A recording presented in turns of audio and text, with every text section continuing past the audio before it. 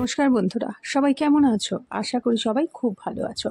বড়দের জানাই আমার সশ্রদ্ধ প্রণাম, ছোটদের জন্য রইল অনেকটা আদর, ভালোবাসা আর আশীর্বাদ। চলে এলাম কাকুলির ক্যানভাসের একটি নতুন পর্বে।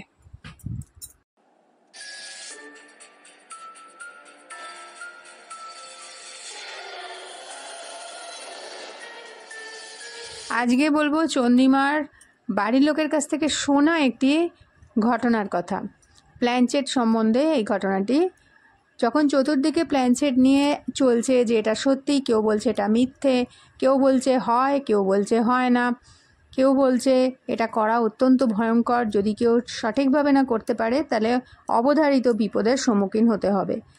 এই সময়ে দাঁড়িয়ে চন্দ্রিমা তার নিজস্ব বাড়ির লোকের কাছ থেকে শোনা কয়েকটি অভিজ্ঞতার কথা বলেছে, তার মধ্যে একটি আমি তোমাদের সাথে শেয়ার করছি। চন্দ্রিমা তার বাড়ির লোকের কাছ থেকে শুনেছে তাদের বাড়িতে অনেক বছর আগে প্ল্যানচেট করা হতো। এমনকি ওরা এটা কোনো বাধার সম্মুখীন হলেই, হয়তো ফ্যামিলিতে কোনো সমস্যা উৎপন্ন হয়েছে বা কোনো হঠাৎ করে বিপদের সম্মুখীন হয়েছে, তখন কিন্তু ওরা এই প্ল্যানচেট করে তাদেরই কোনো পরিচিত মৃত মানুষের আত্মাকে ডেকে এনে তারা তার উপায় জানতে চেষ্টা করতো। তো এই রকমই একটি ঘটনা একবার ঘটেছিল। পূর্ণিমার যে জেঠিমার যেহেতু একটিই মেয়ে ছিল, সে সম্বন্ধ আসছিল। একবার দুটো সম্বন্ধ মোটামুটি প্রায় 50-50 ঠিক হয়ে গিয়েছিল। তো তখন ওরা বাড়িতে খুব আতান্তরে পড়ে গিয়েছিল যে কোনটা রাখবে কোনটা ছাড়বে। দুটোই অত্যন্ত ভালো ছেলে ছিল। তো তখন ওরা শরণাপন্ন হলো ওদের এক কাকিমার মারা গিয়েছিল 13 বছরের কাছে। সেই সময়তেই তাদের সেই কাকিমাকে তারা প্ল্যানচেটে এনেছিল। সেই ঘটনাটাই বলেছে। তো ওরা তিনজনে মিলে বসতো, মানে ওর জেঠু, জেঠিমা আর ওদের মেয়ে, যে মেয়ে বিয়ের সম্বন্ধ হচ্ছে সেই মেয়ে প্ল্যানচেটে বসেছিল এবং বসার পর কাকিমাকে এনেছিল। ওরা স্লেট পেন্সিলে প্ল্যানচেট করতো। কীভাবে করতো, কখন করতো এত সঠিক চন্দ্রিমা জানে না, কিন্তু জেঠিমা বলেছিল যে প্ল্যানচেটে ডাকার পর প্রথমে যে আসে তাকে বলেছিল যে আপনি কি অমুক?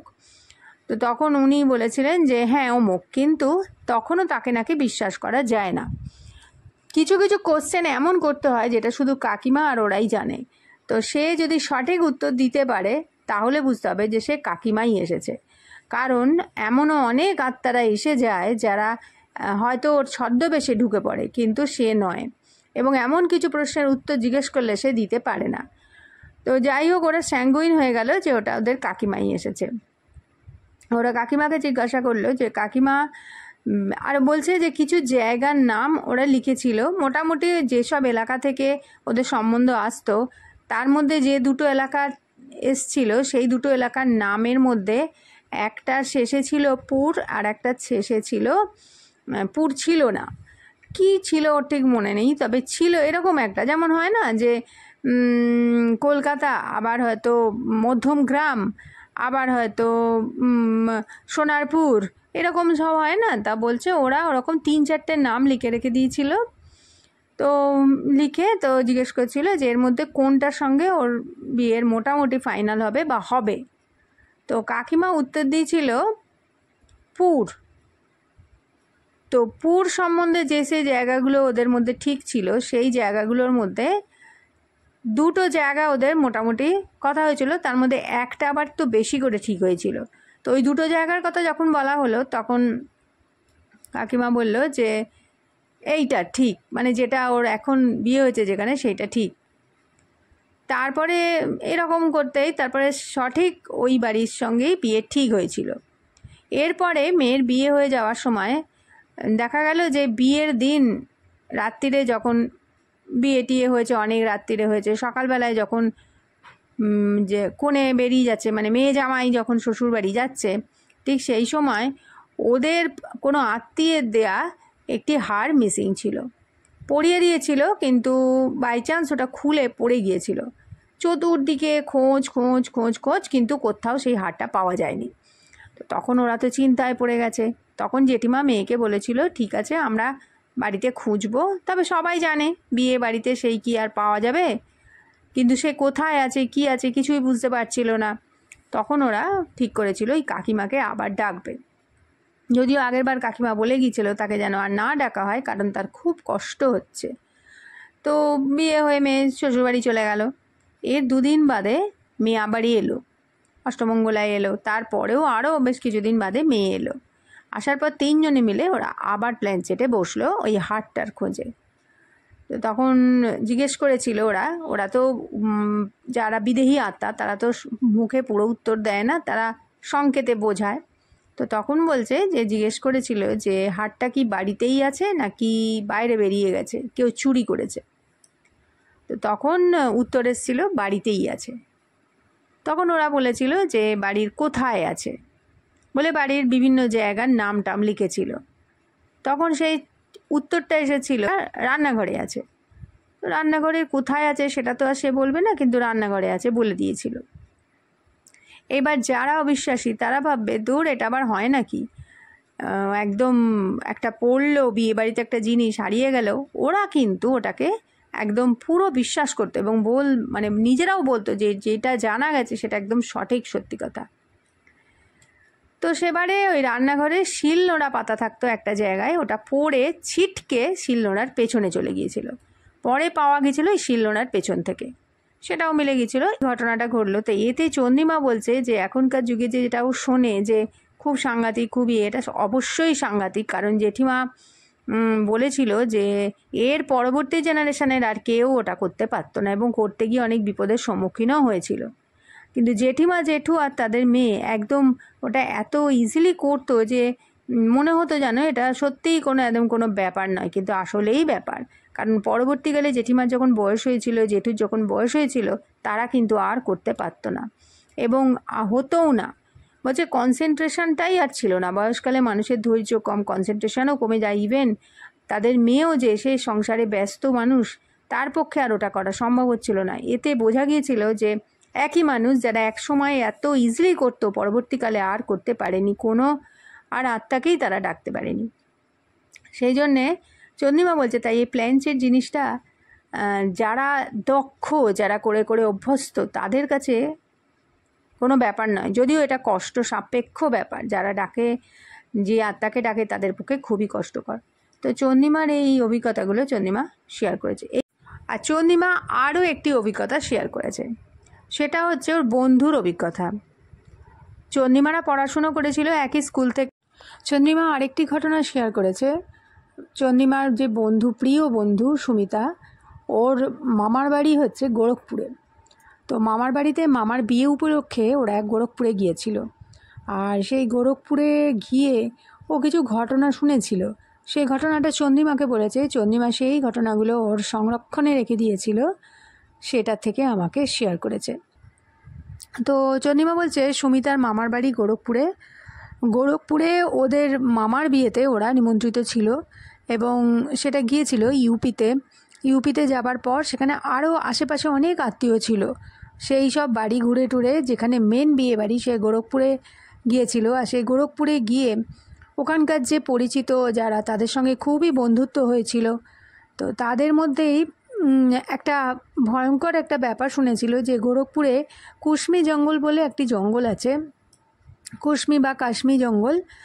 সেই জঙ্গলটা হচ্ছে ভুতুড়ে জঙ্গল। ওদের যে ওখানে ছোটো মামা, সে বলেছিল সুমিতাদের যে ওই কাশ্মী জঙ্গলটা কখনো তোরা যদি এখানকার সাইট সিন বেড়াতে যাস, অর্থাৎ গোরখপুরে যদি সাইট সিন বেড়াতে যাস, তো দিনের বেলায় যদি বা লোকজন নিয়ে যাওয়া যেতে পারে, কিন্তু সন্ধ্যের পর থেকে ওই কাশ্মীর যে জঙ্গলটা ওটা হচ্ছে সাংঘাতিক ভুতুড়ে একটা জায়গা। ওর ছোটো মামা বলেছিল যে ওই জঙ্গলটায় সন্ধ্যের পর ঢোকা টোটালি বন্ধ। ওখানে একটা বোর্ড টাঙানো আছে, সেই বোর্ডে পরিষ্কার করে লিখে দেওয়া আছে এই জঙ্গল হচ্ছে মানে খতরনাক জঙ্গল, এই জঙ্গলে ঢোকা সন্ধ্যের পর বারণ। ঘটনা কি ঘটে, ওই জঙ্গল যারা বিশ্বাস করে না ভূত আছে বলে, তাদের মধ্যে অনেকেই আছে মানুষের মধ্যে না, যে যারা চট করে এটাকে বিশ্বাস করতে চায় না, ভাবে দূর ও সবাই বলে, ওরম ভয়ের কথা, হয়তো অ্যান্টিসোশ্যাল আছে তাই একটা ভয়ের বার্তাবরণ করে রেখে দিয়েছে। এইভাবে অনেকে ওই জঙ্গলের মধ্যে ঢুকেছে। এবং ঢোকার পর বেশ কিছু দূর যখন ভেতরে ঢুকে গেছে, জঙ্গলের রাস্তা এমনিতেই যদি পরিচিত না হয় তাহলে তার পক্ষে ওই জঙ্গল থেকে বেরোনোর রাস্তা কিন্তু পাওয়া খুব মুশকিল হয়ে যায়। তো সেই রকমই হয়েছে। দুটি ছেলে ওই জঙ্গলের মধ্যে ঢুকেছিল। দুটি ছেলে বলতে ওদের পাড়ার ছেলে নয়, অচেনা ছেলে, যারা জঙ্গলে ছবি তুলতে যেতেও বা ভূত আছে কিনা পরীক্ষা করতে গেছে, এইরকমই অনেকেই তো আছে। তো দুটি ছেলে নাকি ঢুকেছিল। তারা ভেতরে ঢুকে এরকম শুনেছিল ঢোকার আগে যে এটা নাকি একটা প্রেতাত্মাদের জায়গা, প্রেতাত্মা বিরক্ত করে, ঢুকতে দেয় না, সাংঘাতিক পরিমাণ তাদেরকে ভয় দেখায়, এইসব শুনে হাসতে হাসতেই ঢুকেছিল। আর ঢোকার পরে ওদের ভেতরে গিয়ে প্রথম কথা কোনো ভয়টাই লাগেনি, ওরা টর্চ জ্বালিয়েই ঢুকছিল। এরপরে ঢোকার পর নাকি ঘটনাটা এমন ঘটেছিল, একটি মহিলার বিকট চিৎকার ভেতর থেকে শুনতে পায় এবং চিৎকার শোনার পর ওরা ভাবে কোনো মহিলা হয়তো এর ভেতরে ঢুকে বিপদে পড়ে গেছে, কোনো ভয়ঙ্কর জন্তু জানোয়ারের কবলে পড়েছে। তারপরে মহিলার গলার আওয়াজ কমে যায় আস্তে আস্তে এবং গোঙানির আওয়াজ পাওয়া যায়।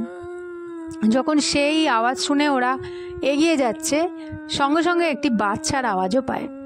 তখন ওরা ভেবেছে যে কোনো মহিলা হয়তো বাচ্চা নিয়ে হারিয়ে গেছে রাস্তা, তাই তাদের উচিত তাদেরকে উদ্ধার করা। তো তারা আরও এইভাবে জঙ্গলের ভেতর ঢুকে যায় এবং ঢুকে যাওয়ার পর তারা শুনতে পায় যে মহিলার আওয়াজ কান্নার এবং বাচ্চার আওয়াজও কান্নার আওয়াজ। বাচ্চা প্রথমে চিৎকার করছে, তারপর কাঁদছে এবং ওরা সারা জঙ্গলে পুরো উদ্দেশ্যহীনভাবে ঘুরতে থাকে যে সেই আওয়াজ ফলো করে করে, এবং ফলো করে করে ওরা ঘুরে ঘুরে ঘুরে ঘুরে ঘুরে ঘুরে জঙ্গলের মধ্যে হারিয়ে যায়, আসার রাস্তা আর খুঁজে পায় না এবং বিভিন্ন দিকে বিভিন্ন রকমের আওয়াজ হতে থাকে। পরিস্থিতিটা এতটাই ভয়ঙ্কর হয়ে যায় যে সেই মুহূর্তে তারা পরিষ্কার বুঝতে পারে যে তারা একটা ট্র্যাপে পড়ে গেছে, একটা প্রেতাত্মাদের ট্র্যাপে, যেখান থেকে ওরা বেরোবার অনেক চেষ্টা করে। যেদিক দিয়েই যায় সেদিক দিয়েই সেই প্রেতাত্মারা তাদের সামনে চলে আসে। দূর থেকে ছায়া শরীর দেখতে পায়, আবার দূর থেকে বাচ্চাকে আবছা বাচ্চার রূপ দেখতে পায়, আবার দূর থেকে কোনো মহিলার অবয়বও দেখতে পায়। এইভাবে ঘুরতে ঘুরতে ওরা যখন রাস্তা হারিয়ে ফেলে, ওই জঙ্গলে যারা গার্ড আছে তারা সবসময় সবাইকে বারণ করে যেতে, কিন্তু কেউ যদি ভুলক্রমেও ঢুকে যায় বা ইচ্ছাকৃতভাবে লুকিয়ে ঢুকে যায়, সেক্ষেত্রে তো গার্ডদের তো কিছু করার থাকে না। এই দুই বন্ধুর মধ্যে একজন ওই প্রথম থেকেই তাকে বারণ করছিল দ্বিতীয় জনকে, তো সে তো শোনেনি, সে তো মানেনি, সে ঢুকেছিল। এবার তাকে ফলো করতে করতে যখন বুঝেছে যে শুনবে না, সে তখন পেছু হটতে শুরু করে। যে নাম বজরংবলীর নাম জোরে জোরে স্মরণ করতে করতে করতে করতে সে আসতে থাকে এবং অদ্ভুতভাবে বজরংবলীর যে হনুমান চালিসা, ওটা বলতে বলতে বলতে বলতে চোখ বন্ধ করে করে ও আসতে থাকে এবং ক্রমশ ক্রমশ পেছন দিক থেকে অনেকটা সরে আসে। অবশেষে এক নাইট গার্ডের হাতে পড়ে এবং অজ্ঞান হয়ে যায়। নাইট গার্ড তখন ওদেরকে বলে তোমরা কোথা দিয়ে ঢুকেছো, তখন ওর বলার ক্ষমতাই ছিল না। তারপর ওর যখন জ্ঞান আসে তখন দেখে যে নাইট গার্ড দুজনই পাশে বসে আছে এবং তাকে জিজ্ঞাসা করছে যে তার সঙ্গে আর কেউ এসেছিল কিনা। ওরা তো ভেতরে লুকিয়ে ঢুকেছিল, কাজেই ওদের বলতেই হয়েছে, মানে ছেলেটিকে বলতেই হয়েছে ভেতরে গিয়ে আর আসেনি, ও ফেলে পালিয়ে এসছে। তখন নাইট গার্ডরা খুঁজতে থাকে, কিন্তু সেই রাত্রিরে নাইট গার্ডরাও জানতো যে তাকে খোঁজা আর সম্ভব নয়। তো এই ছিল ঘটনা। কাজে ওই কাশ্মীর জঙ্গলটা হচ্ছে ভীষণ পরিমাণ একটা হন্টেড জঙ্গল। ওখান দিয়ে দিনের বেলায় যেতেও নাকি মানুষে খুবই ভয় পায়। তাই যারা পর্যটক আসে, বেড়াতে আসে দূর দূর থেকে, তাদেরকে বলা হয় যে বেশি ভেতরে যেন না ঢোকে, সামনে সামনে দিয়েই যেতে। তো এই কাশ্মীর জঙ্গলটা এতটাই ভয়ঙ্কর যে দিনের বেলা যদি ওর পাশ দিয়েও কেউ পাস করে তাহলেও তার গায়ে নাকি কাঁটা দিয়ে ওঠে, আর মনে হয় লক্ষ লক্ষ প্রেতাত্মারা ওর ভেতর থেকে তাকে লক্ষ্য করছে এবং কোনো সময় ভুলিয়ে হয়তো ভেতরে ডেকে নেবে। তো চন্দ্রিমা শুনেছে এটা সুমিতার কাছ থেকে, আর সুমিতা শুনেছিল ছোটো মামার কাছ থেকে। তো চন্দ্রিমার ইচ্ছা কোনো দিনই নেই, কোনো দিনও যদি ও গোরখপুরে যায়, যদি কোনো সময় যায়, তো জঙ্গলের তো ধারে পাশেও যাবে না, ও ভীষণ ভয় পায়। তো আমাকে বলল যে সাহস দেখাবার কোনো প্রয়োজন নেই দিদি, যদি সাহস দেখাতেই হয় বাড়িতে সাহস দেখাবো। তো এইসব বলে ওর যে এক্সপেরিয়েন্স সেটা আমাদের সঙ্গে শেয়ার করেছে। তো আজকে চন্দ্রিমার যেসব ঘটনাগুলো তোমাদের বলেছে আমি তোমাদের সঙ্গে শেয়ার করে দিয়েছি, সেগুলো যদি ভালো লাগে অবশ্যই লাইক করে দিও, প্রচুর প্রচুর শেয়ার করো, কমেন্ট অবশ্যই করে দিও। আর পরের দিন আবার নতুন ঘটনা নিয়ে চলে আসবো। ততক্ষণের জন্য সবাই খুব ভালো থাকো, সুস্থ থাকো, আনন্দে থাকো, কাকলির ক্যানভাসের সাথে থাকো। কাকলির ক্যানভাস চ্যানেলের ঘটনাগুলি যদি তোমাদের ভালো লেগে থাকে তাহলে একটা লাইক করে দিও। আর যদি খুব ভালো লেগে থাকে, আবার যদি তোমরা এরকম আরও অনেক ঘটনা শুনতে চাও, তাহলে অনুরোধ রইল চ্যানেলটাকে সাবস্ক্রাইব করে আমাদের সঙ্গে যুক্ত হয়ে যাও। পাশের বেল আইকনটাকে অলে প্রেস করে দিও, তাহলে যখনই আমি কোনো ঘটনা ছাড়বো, কোনো ভিডিও ছাড়বো, সঙ্গে সঙ্গে তার নোটিফিকেশান তোমাদের কাছে পৌঁছে যাবে। আমার সমস্ত ভিউয়ার্সের জানাই অন্তর থেকে অজস্র ধন্যবাদ। এবারে বলবো তাদের কথা যারা আমাকে আগের পর্বে কমেন্ট করেছো। তারা হলেন মায়া সরকার, রত্না দেবনাথ, সায়ন কর্মকার, গীতা গোস্বাম, দীপ্তিজ কিচেন এবং নীলু যশ, এছাড়াও সুদীপ চক্রবর্তী। তোমাদের অন্তর থেকে অজস্র ধন্যবাদ এবং ভালোবাসা জানাই।